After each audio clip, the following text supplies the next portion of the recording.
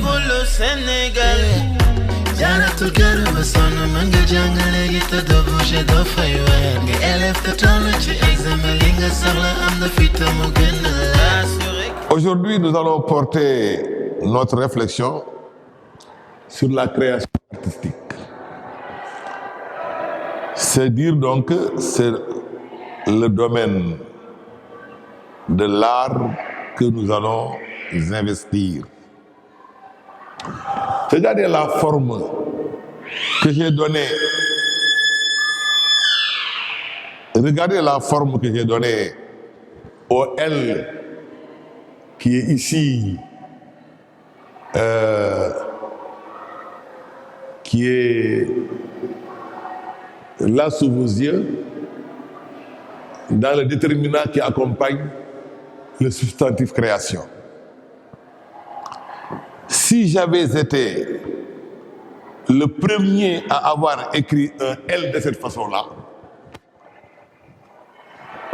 on pourrait dire que j'ai été le créateur d'une telle forme d'écriture.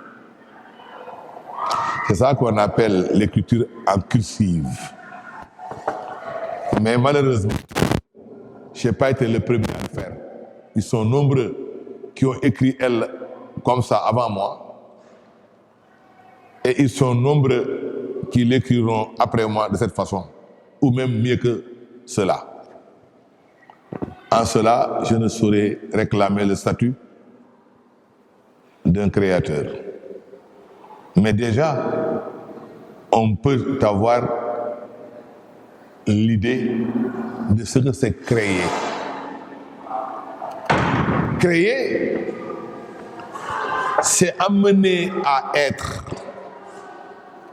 ce qui n'avait pas été. Et c'est déjà une chose extrêmement difficile.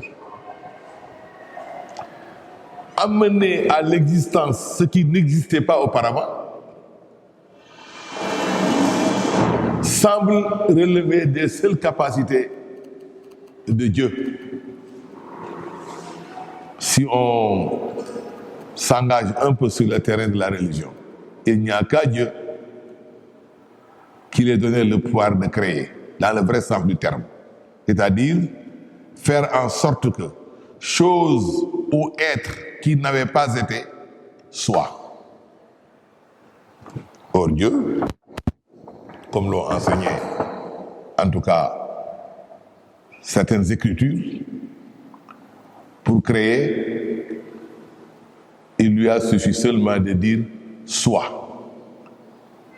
Et la chose, objet de sa création, devient. En tout cas, dans Genèse, qui est le livre 1 de l'Ancien Testament, on nous dit que au commencement était le Verbe. Mais les allusions que nous faisons comme ça, autour de la notion de création, qui est au cœur de l'art, montrent déjà à quel point l'art est complexe. Or, quand vous dites de quelqu'un qu'il est un artiste dans nos sociétés et dans l'entendement du commun, on lui accorde peu de valeur. D'ailleurs, même dans nos disciplines comme enseignement, apprentissage au niveau de nos écoles, regardez la place ô combien maigre, incongrue, qui est donnée à l'art dans nos emplois du temps. Or, voilà une chose, voilà une affaire extrêmement sérieuse. L'art et la création artistique. Ça, c'est d'un. De deux, quand on dit l'art, pour la majorité de ceux qui perçoivent ce concept, la tendance, c'est de voir l'art plastique, la peinture. Mais nous devons prendre la précaution de savoir que il y a diverses formes d'art. La musique, c'est de l'art. Le cinéma, c'est de l'art. La danse, c'est de l'art. Peut-être même que certaines pratiques, comme la poterie, comme le tissage, comme des choses de cette nature, comportent même une part d'art. Mais nous ferons tout de suite la différence entre ces objets à visée utilitaire et l'art dont la seule préoccupation est la création du beau. Comme pour dire que ce soit le cinéma, que ce soit l'art scénique, que ce soit la poésie, qui est aussi de l'art, que ce soit la littérature de manière générale, que ce soit la chorégraphie, la danse, que ce soit la peinture, il n'y a vraiment de l'art que lorsque ce que l'on appelle la fonction esthétique, à savoir la création du beau, demeure l'unique préoccupation. En tout cas, c'est du moins cette définition qui est livrée de prime abord lorsqu'on parle de l'art. Comme pour dire qu'il n'y a d'art en réalité que de la production du beau. Mais attention, tout le monde est d'accord ici que de temps à autre, ou de temps en temps, si vous voulez, il nous est maintes fois arrivé, en nous promenant dans la nature comme ça, de voir des objets qui attirent notre attention, parce que simplement, ces objets ont quelque chose en eux qui reflète du beau, ou bien qui exprime du beau. Rien qu'en regardant le ciel, parfois on voit des nuages livrer des formes que nous considérons comme beaux. Rien qu'en regardant le ciel, après des orages, ou bien même la nuit, il nous est maintes fois arrivé de voir des signes, des formes ou des lumières qui convoquent notre goût esthétique et qui interpellent notre contemplation. On peut trouver au fond d'un océan, au fond d'une rivière ou d'un lac, des galets ou des pierres taillées, ou un bâton qui, sous l'effet de l'érosion marine, nous donne une forme que nous apprécions avec beaucoup d'admiration et de contemplation parce que nous y trouvons du beau.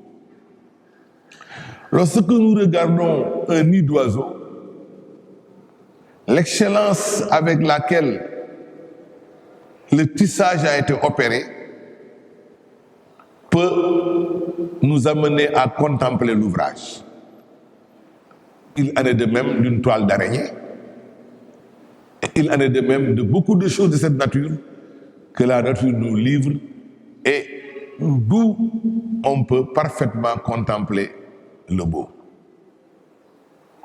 Or, avec de tels objets, pourtant, quoique le beau est manifeste, nous ne sommes pas autorisés à l'appeler des œuvres d'art. Il y a œuvre d'art, il y a création artistique. Lorsque le beau que nous cherchons à travers tous les objets que nous venons d'énumérer soit un beau qui est décidé a priori, un beau qui est voulu, qui est volontaire, un beau qui est réalisé de manière consciente.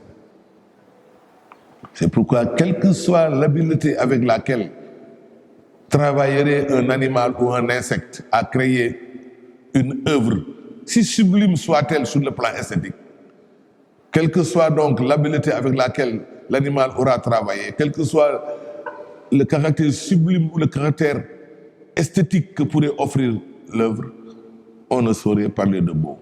Une ruche d'abeilles, par exemple, est faite avec beaucoup d'excellence et d'expertise.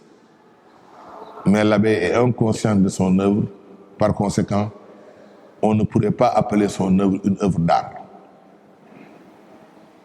Pourtant, un tisserand qui ferait un très beau pagne en y mettant des motifs ou des dessins ou bien en inventant des formes qui rendent le pagne encore beaucoup plus attrayant pourrait mériter peut-être le nom d'artiste parce qu'il a créé.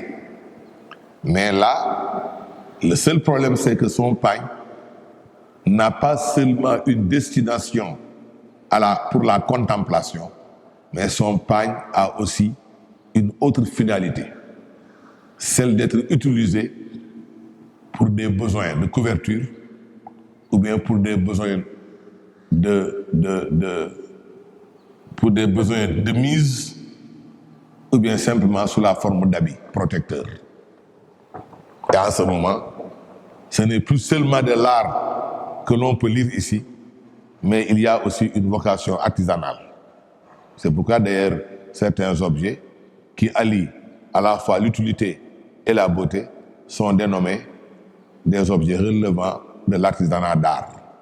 C'est un peu ce que nous voyons avec des sacs qui sont faits de peau de crocodile ou de caïman, avec des chaussures faites avec la même matière, ou bien des paniers qui sont tissés avec des motifs qui rappellent l'art africain, ou encore, comme je le disais tout à l'heure, des pagnes qu'on a colorés de telle ou telle autre manière au point d'y mettre de fait l'effet esthétique de manière manifeste.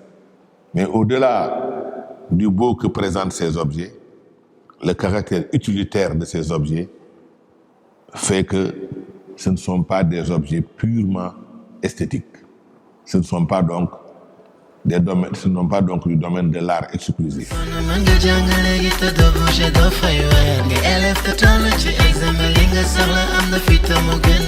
Assuré que